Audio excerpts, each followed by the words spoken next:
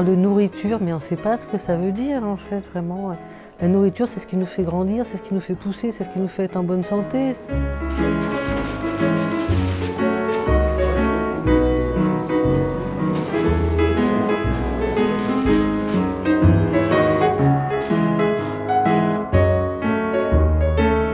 Le marché, il s'est mis en place par hasard. On n'avait pas forcément prévu nous de vendre en collectif au départ. On était ouvert 2 fois par semaine sur la ferme. On avait construit un petit magasin, entre guillemets, un petit local de vente. Et puis on a été contacté par un autre groupe de producteurs. Et donc ce collectif-là cherchait une autre ferme en périphérie de Lannion pour déplacer leur marché.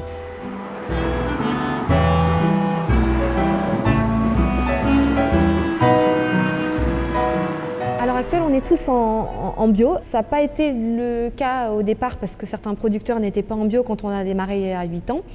Après, au-delà du bio, ce qu'on défend, nous, c'est plutôt une agriculture paysanne ancrée au territoire, quoi.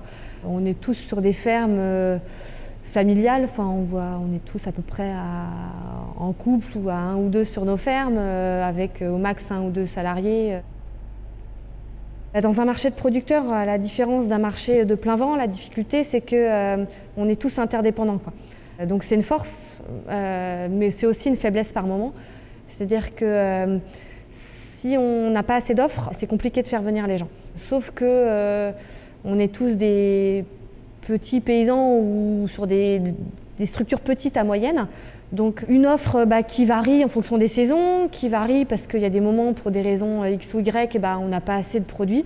Et donc ça peut aussi être compliqué à gérer collectivement dans ces moments-là. Il y a eu quelques conflits toujours, des fois au départ, avec des personnes. Il y en a qui sont partis justement parce que ça ne leur correspondait pas.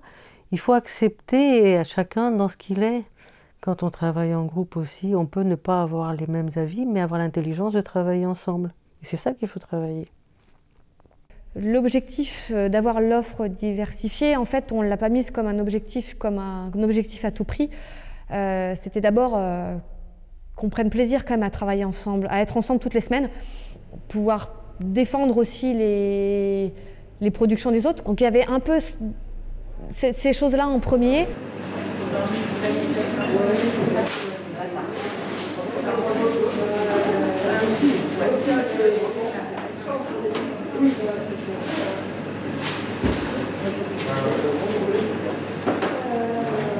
De discuter, de faire tout ce côté discussion, entraide que je peux trouver moi dans cette association, c'est un réel bonheur, quoi.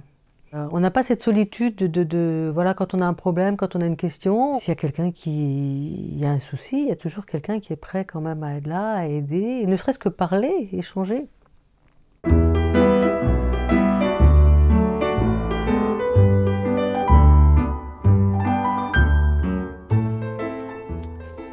Voilà, c'est plus du commerce, quoi. Enfin, c'est du commerce parce qu'on vend nos produits, mais ça va bien au-delà de ça. Et je trouve que c'est une fierté d'aller vendre son produit directement. Quand les gens nous disent c'est bon et tout ça, c'est du cadeau, quoi. Enfin, je trouve qu'il y a vraiment une réciprocité dans l'échange.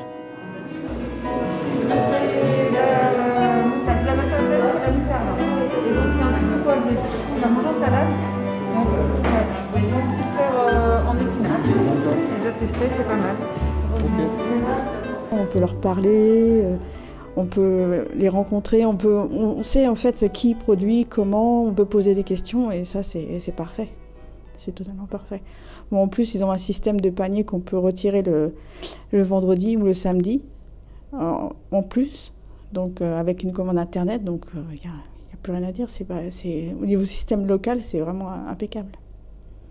Nous, l'objectif, c'était aussi de nourrir les gens de la commune, le lotissement qui est juste à côté, où là, on est dans une clientèle entre guillemets lambda, avec pas un pouvoir d'achat forcément très élevé, pas avec une conscience au niveau alimentation ou type d'agriculture super développée. J'ai l'impression qu'en tout cas, j'y croise tous les âges, et ça déjà c'est chouette, ça veut dire que je vois des grands-parents avec leurs petits-enfants, Je vois des personnes âgées toutes seules et des jeunes couples ou des gens seuls, enfin, qui viennent en tout cas seuls comme moi.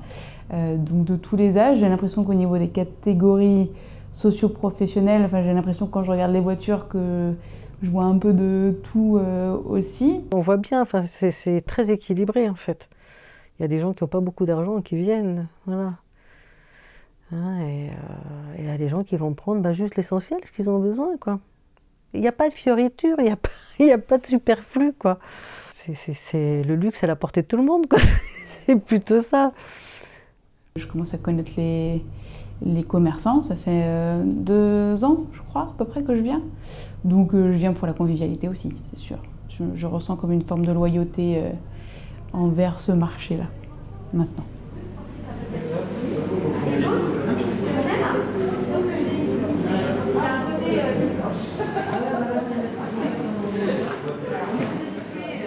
Je suis une consommatrice qui essaie d'être responsable de l'agriculture actuelle. Je n'ai pas forcément le souci de manger un fruit ou un légume bio.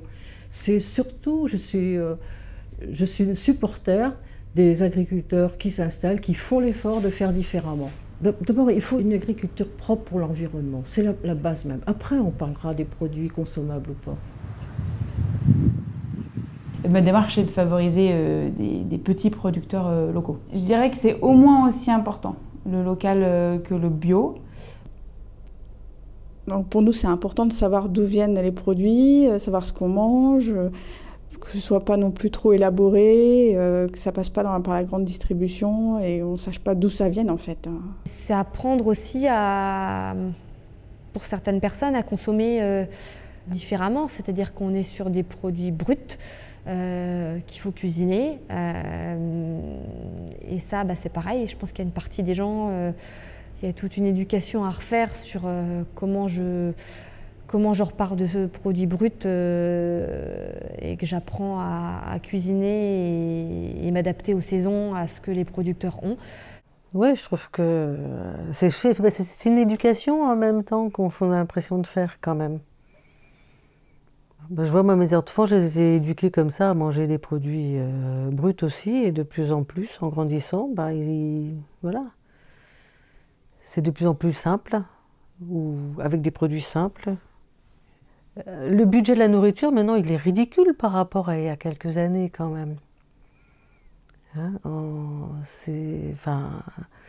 avant, la première chose, c'était indispensable, on se nourrissait avec des produits basiques, de base, mais voilà. Maintenant, on a des 36 000 choses sous paquet plastique, et puis voilà, on n'est plus en contact avec un produit frais, qui vient d'être cueilli, c'est très rare, en fait.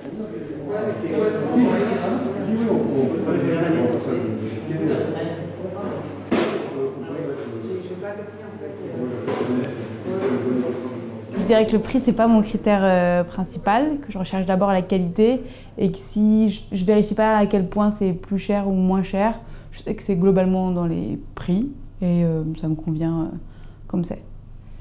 Pour certains, effectivement, si on cherche le bas coût, comme on est sur des produits bio de ferme paysanne, on est forcément plus cher qu'un produit bas de gamme issu du supermarché équivalent, enfin qui sera entre guillemets du coup qui sera pas équivalent, mais sur le pendant versus supermarché bas de gamme.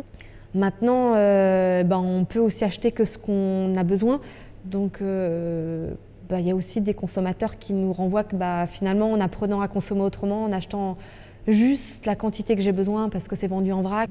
Voilà, parce que j'ai peut-être moins de coup de cœur d'acheter des trucs qui ne me servent à rien parce que de toute façon on n'a pas une offre pléthorique de produits transformés. On s'y retrouve aussi, quoi.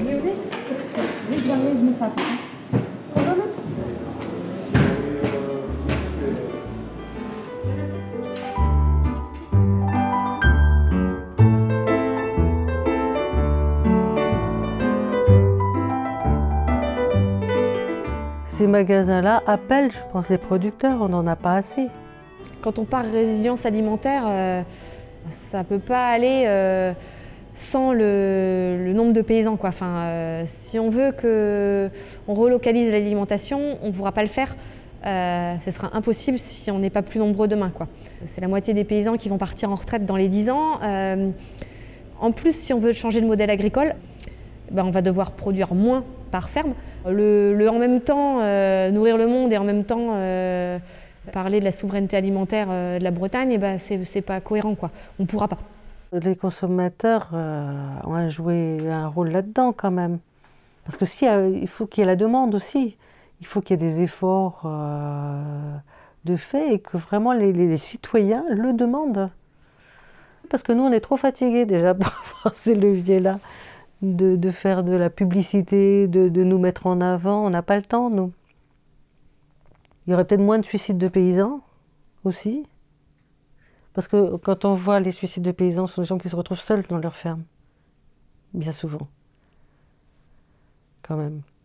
Hein? Et si les gens se rendaient compte du travail que c'est, les gens nous disent qu'ils sont tous fatigués, mais quand on travaille seul, on est fatigué aussi des fois. Et souvent, moi je la connais cette fatigue-là. Des fois, mais pas à ce point-là, parce que voilà, il y a quand même tellement de bonheur aussi à côté. Mais oui, physiquement, on peut être fatigué, moralement, on peut être fatigué. Je pense qu'on serait beaucoup plus sensible à la disparition des paysans si on était associé un peu à ce qu'ils faisaient, à leur production, associé d'une façon par les visites et puis peut-être par des journées d'aide. J'en sais rien, je ne sais pas, je dis ça, je ne sais rien. Mais c'est quel dommage parce qu'ils sont très isolés et moi, le monde paysan, si j'avais pas une ou deux personnes dans ma famille, j'ignorerais complètement quoi, qui sont ces gens-là, C'est dommage. L'agriculture, c'est pas forcément quelque chose qui attire un max, quoi. Enfin, pour l'instant, les installations, c'est plutôt une installation pour 3 départs, donc on a du travail à faire pour donner envie à des jeunes de venir dans ces métiers-là, quoi. Montrer que l'agriculture aussi, elle est diverse, qu'on peut prendre plaisir à faire son métier et gagner à peu près correctement sa vie. Et c'est pas simple parce que c'est pas vrai dans toutes les productions à l'heure actuelle, avec une charge de travail et une pression qui est très importante. Les gens n'ont plus tellement envie de travailler sans prendre un peu de vacances, ce qui est normal. Là, j'ai pris 1 semaine en 3 ans. Voilà. Et les autres, c'était des arrêts maladie pour opération d'urgence. Voilà. Donc, normalement, on a besoin de se reposer après. Donc, je pense que la désertion, quand même, peut-être même en plus en agriculture, c'est ça aussi. Il y a beaucoup de gens qui pourraient s'installer, et beaucoup de jeunes, et qui auraient envie. On voit de plus en plus, moi, je vois plein de gens là qui ont fait plein d'études et qui ont envie de revenir en agriculture. Alors on leur dit « Ah oui, mais vous n'êtes pas d'origine paysanne ». Bon, ils ont presque tous un grand-père et une grand-mère qui étaient dans le milieu paysan. Déjà, ils trouvent moins de sens dans ce qu'ils font souvent dans leur travail. Là, ils ont un lien à la terre, ils savent que c'est pour manger, ils ont envie eux-mêmes de manger bien, ils ont envie de faire quelque chose de vertueux. Et puis d'être ancré quelque part où il fait bon vivre, quoi, où c'est pas simplement que ce soit joli, c'est qu'il y a un élan de faire vivre un territoire. Avec plein de professions, plein de gens qui font des choses. Mais s'il n'y a plus que 2 agriculteurs dans un village avec des gros tracteurs, et où les animaux, on les voit même plus dehors, quel sens ça a? Et le fait de voir d'autres petites structures, je crois que ce serait le bonheur pour tout le monde. Et pour les paysans aussi, et pour les consommateurs. On dit de remettre, même autour des grandes villes, de remettre des fermes. Je pense que c'est important. Sinon, on perd complètement le sens de la vie elle-même.